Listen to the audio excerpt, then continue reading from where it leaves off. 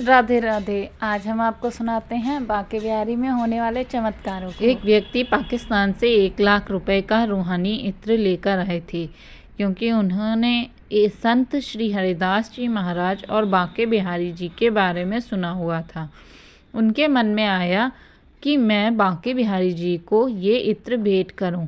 इस इत्र की खासियत ये होती है कि अगर बोतल को उल्टा कर देंगे तो भी इत्र धीरे धीरे गिरेगा और इसकी खुशबू लाजवाब होती है। पहुंचा। उस समय संत जी एक भाव में डूबे हुए थे। संत देखते हैं कि राधा कृष्ण दोनों होली खेल रहे हैं। जब उस व्यक्ति ने देखा कि ये तो ध्यान में है, तो उसने वह इत्र की शीशी उनके पास में रख दी और पास में बैठकर संत की समाधि खुलने का इंतजार करने लगा।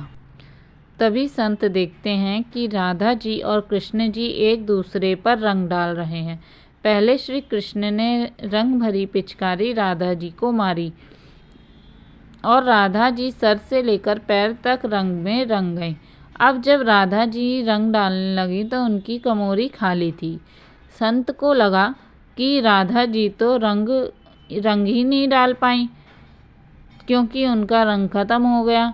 तभी संत ने तुरंत वह इत्र की शीशी खोली और राधा जी की कमोरी में डाल दी और तुरंत राधा जी ने श्री कृष्ण जी पर रंग डाल दिया।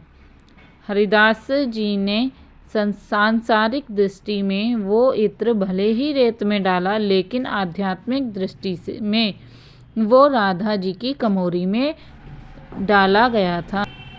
उस भक्त ने देखा कि इन संत ने सारा इत्र जमीन पर गिरा दिया।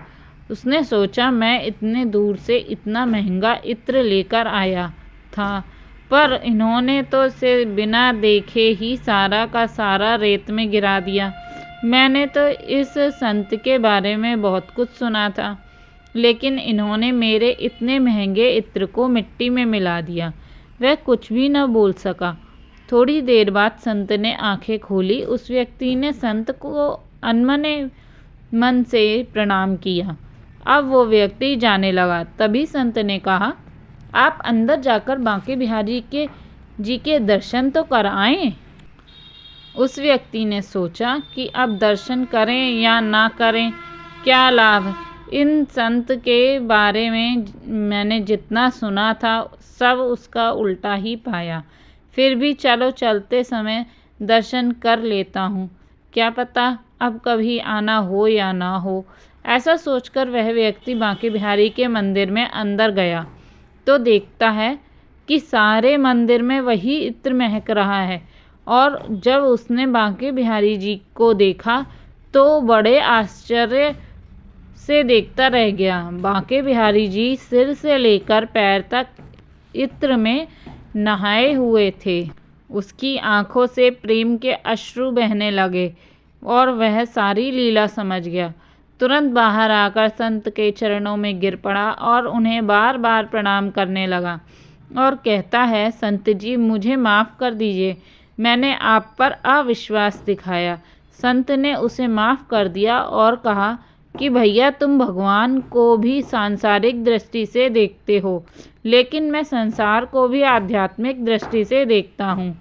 बोलिए बांके बिहारी लाल की जय। राधा मुकुंद भगवान की जय।